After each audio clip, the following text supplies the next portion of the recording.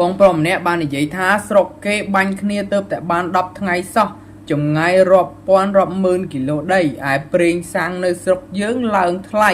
គាត់អត់យល់សោះគាត់ថាបើត្រឹមមួយខែពីរខែក្រោយឡើងថ្លៃក៏មិនថាដែរអត់ច្រឡំនឹងគេសោះគាត់ចង់និយាយថាអត់ច្រឡំនឹងគេសោះហេតុអ្វីបានឡើងនឹងថ្លៃហេតុអ្វីបានឡើងថ្លៃបាទហើយអត្តន័យដែលគាត់ចង់និយាយហ្នឹងគឺគាត់ចង់និយាយថានៅស្រុកគេនឹងកំពុងតែកើតឡើងសង្គ្រាមប្រហែលជាត្រឹមតែ10ថ្ងៃទេបងប្អូនឯទីតាំងសង្គ្រាមនឹងវានៅឯតំបន់មជ្ឈមបូព៌ាប្រទេសអ៊ីរ៉ង់ប្រទេសអ៊ីស្រាអែលក៏ដូចជានៅអាមេរិកឯណោះរាប់ពាន់គីឡូម៉ែត្រពីស្រុកយើងហើយស្រាប់តែភ្លាមស្រាប់តែប្រេងវាឡើងថ្លៃគាត់ចង់ដឹងថាមូលហេតុអ្វីវាហាក់ដូចជាមិនសម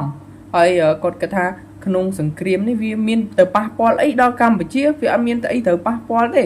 ហើយបើថាវាយគ្នាចាប់ពី1ខែ2ខែ3ខែអីទៅអាហ្នឹងសមតែឡើងថ្លៃខ្លះហើយគាត់គិតថាវាដូចវាមិនគួរឡើងណាភ្លាមអីដល់ថ្នាក់ហ្នឹងបងប្អូនហើយឥឡូវខ្ញុំចង់និយាយប្រាប់គាត់ទៅវិញម្ដងថាបើយើងនិយាយសាមញ្ញទៅសង្គ្រាមវានៅឆ្ងាយណាស់ទៅតែកើតប្រហែលថ្ងៃមែនក៏ប៉ុន្តែមូលហេតុនោះគឺសាំង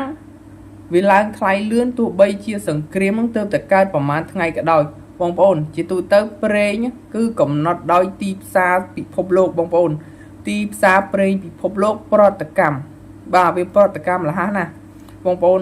ដូចមាសបេះបិទដូចគ្នាដូចមាសបេះបិទហើយនៅពេលដែលមានសង្គ្រាមមានភាពតានតឹងនៅតំបន់ផលិតប្រេងដូចជាអ៊ីរ៉ង់ដូចជាតំបន់មជ្ឈមបូព៌ាអីផ្សេងអាតម្លៃប្រេងឆៅនោះវាកើនឡើងមែនទែនបងប្អូនដោយសារ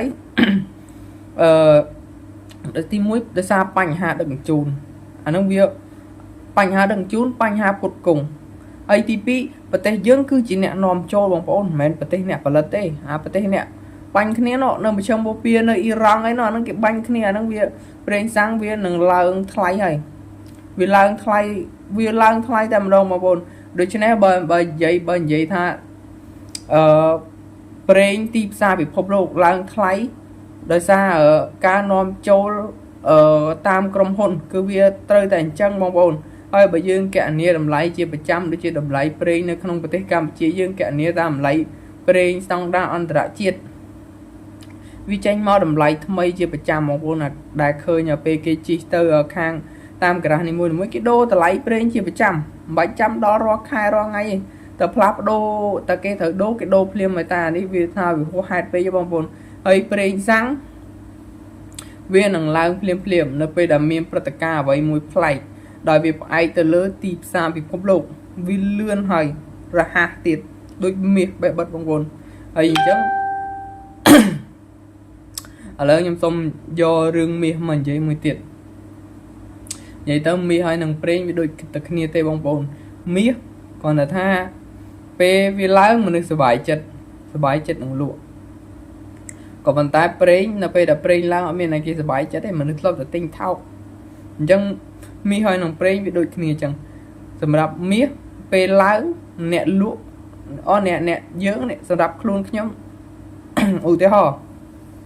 ខ្ញុំទិញមាសមួយជីខ្ញុំទិញការទិញប្រហែលជា600គត់ពេលលក់ខ្ញុំបាន700រឿងអីខ្ញុំមិនសប្បាយចិត្តតែប្រេងមានអ្នកណាគេទៅស្តុកប្រេងទុករាប់ខែរាប់ឆ្នាំ10ឆ្នាំ20ឆ្នាំវាអត់មានព្រោះប្រេងវាតម្រូវការសម្រាប់ប្រើប្រាស់មាសក៏តម្រូវការសម្រាប់ប្រើប្រាស់ដែរតែក្នុងវិស័យប្រភេទវិស័យបច្ចេកវិទ្យាមិនមែនប្រើក្នុងវិស័យយានយន្តវិស័យអីផ្សេងវិស័យតាក់ទងនឹងឧស្សាហកម្មអីផ្សេងមាសប្រើក្នុងវិស័យបច្ចេកវិទ្យាតែថ្ងៃណាមួយមាសនឹងឡើងដូចគ្នាហើយអ្នកលក់នឹងសប្បាយចិត្តអ្នកលក់ដូចខ្ញុំអ្នកលក់